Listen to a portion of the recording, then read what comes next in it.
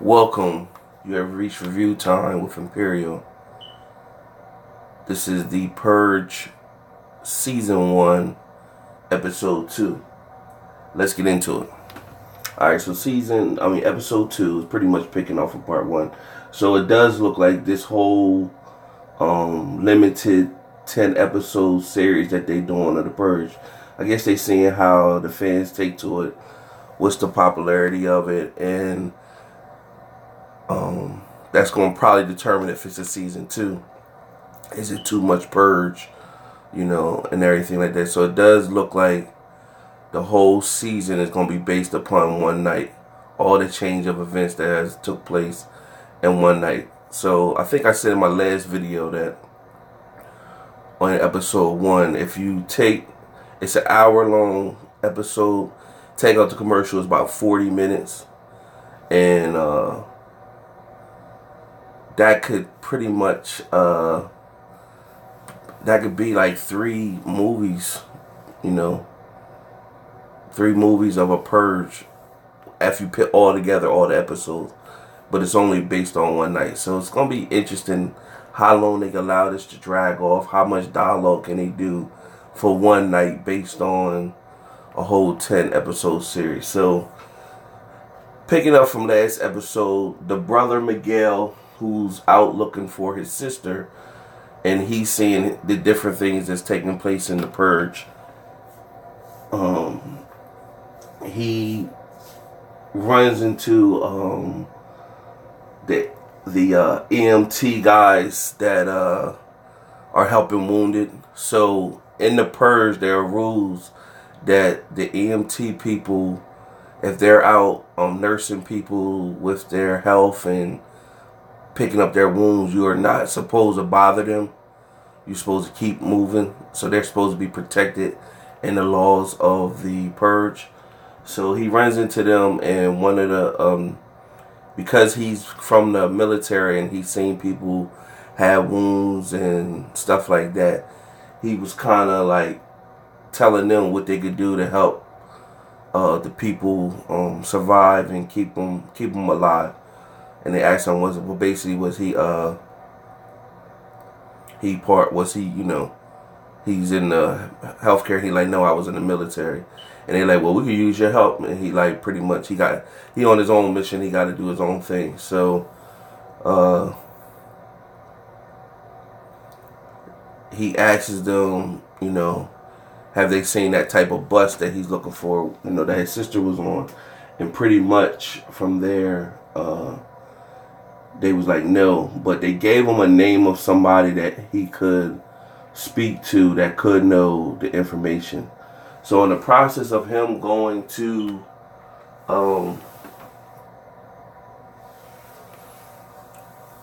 find that place, the cop that got all the information, he stumbles upon this group who has like a haunted Purge house that pretty much you go in there, and if you make it out, you win a car. But people are trying to kill you the whole time while you're in the Purge house. So it's like a haunted house that, a haunted house attraction, but it's a Purge house, and pretty much people trying to kill you in there. And if you make it out, you win a car. So he, they pit him through that. Of course, the obvious, he made it through, won the car, and peeled off in the car. And then he eventually finds the cop, but the cop is standoffish, pretty much telling him to get out of here or whatever. So that was pretty much his storyline throughout the whole episode or whatever. So without getting detail of all the things that happened during the Purge house and all that, that's kind of what drawed out the episode. But that was his storyline pretty much the whole episode. Then you move to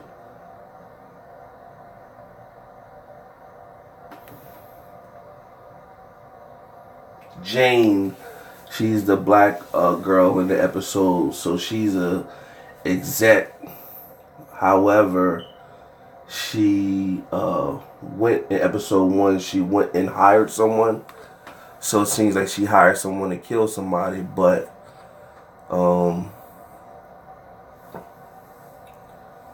uh, you got to see how, if that's going to play out. So with her storyline this episode, it's showing the backstory.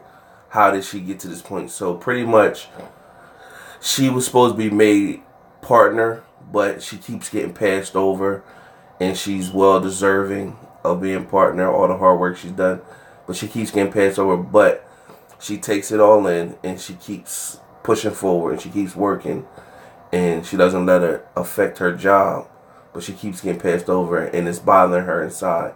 She's witnessing all these other women that's passing through. The big boss, he's sleeping with them, playing the game. I think her and the boss might have did something, because it really don't show, but it seems like they did something at one point, but she, she kind of felt like, they got to keep it professional. So she's bothered by that. So she hired a contract killer to kill her boss on Purge night. However, in the Purge, the person is a female, the killer. So you're going to see if this works. Meanwhile, it looks like she kept the information in her laptop, because one of her people that work underneath her went in her office looking for something, seeing her laptop there. Of course, opens the laptop. Why the laptop is not secured this day and time, don't ask me, but she did. Open her laptop up, and she could see, she's seen some information about something. So when she comes back into the office and she's talking to everyone, she talks to the girl, and the girl and her just talking casually. But the girl made a comment like, yeah, it's interesting. Someone could just purge and not even have to actually be out there and purging. So she's seen something that lets her know that she hired somebody to purge. So whatever it was she seen. So that was the obvious. And meanwhile, the girl who's purging for her has a camera on, and it seems like she showed up to the house, and we all assuming watching this that it's her boss who she once killed. But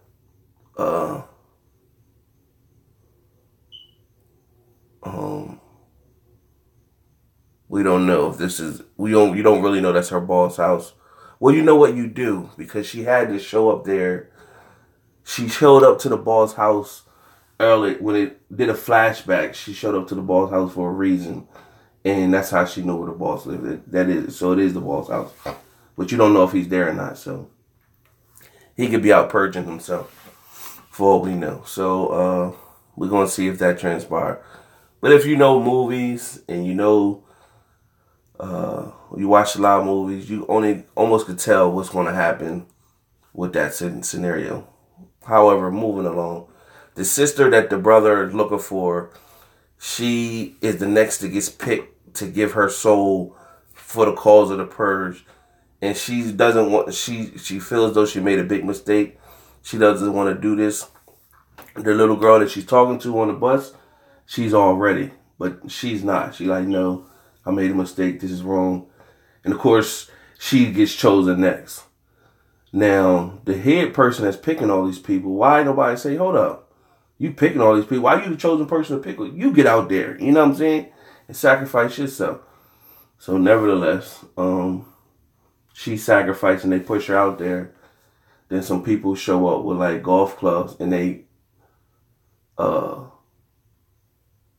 walk off with her. And then you kind of hear like a noise, but you don't really know if they killed her. You just assume that, okay, she's dead now. So we're going to see if she died. And my theory is, if you didn't see it on TV or you didn't see an image, it didn't happen. If they didn't show it, it didn't happen. So you left with that. And so you have the other scenario with Rick and his wife, who's at the party, and they had a threesome with this girl at the party, and her family is the one who's hosting the party, and her dad is the one who's, big, wealthy, and can sign deals to help people's projects and stuff like that. So she's kind of like hanging that over the guy's head. Like you're like people in here think you really like this goody guy, but no one really knows the real true person you are. And so that's pretty much their episode in a nutshell. She's telling them she's cool with everything. So something happened in the course of them having their threesome. Something happened. So it's going to be interesting how that plays out. And when it shows the flashback on what took place when they had their threesome, or what did they do to her. Something took place because she said, I'm cool now or whatever. But they're looking at her funny. So she's still into the wife, but she kind of stand off with the husband. So it's going to be interesting how that pans out with that storyline. So that was their storyline. And the wife, when she was roaming off, she seen the maid get talked dirty to or talk wrong to, and then she kind of consoled the maid, and the maid kind of like told her like, these people is off, you need to like, pretty much letting her know you need to watch yourself, you know. And then that was it. So much for her in the episode. And then it shows from there, it pretty much shows, you know, different killings throughout the Purge night. And I think when it shows the person who's doing the Purge killing for Jane, she shows up to this house and she's creeping around the house and somebody's looking at her. And when somebody's looking at her, they see her make a move, and then it shows them getting out of the car and they following behind her. So that's pretty much it in a nutshell. It's still kind of too early to see how this is going to pan out, to see if it's even worth it. But right now, all I can just say is okay. I don't know if by 10th episode, the writing gets better, or I'm going to just be like, this was a wash. They should have stretched this out for 10 episodes. So, especially only on one night. It's only but too much you can say or do or whatever. Because it seemed like all the little killings that you see out there, everybody on their own mission, doing their own killings, versus like the Purge movies, when it was chaotic at night, anybody could be trying to kill you. And they wasn't really, they might have been on their own mission, but if they just seen you out there, they coming at you too. Like, we just killing there. So this pretty much looks like everybody that's killing, they on their own mission of killing. They just not just trying to free for all kill anybody see. So this is going to be interesting. So that's it for now. Share the video, subscribe and like, comment if you want to. Till the next time, stay tuned.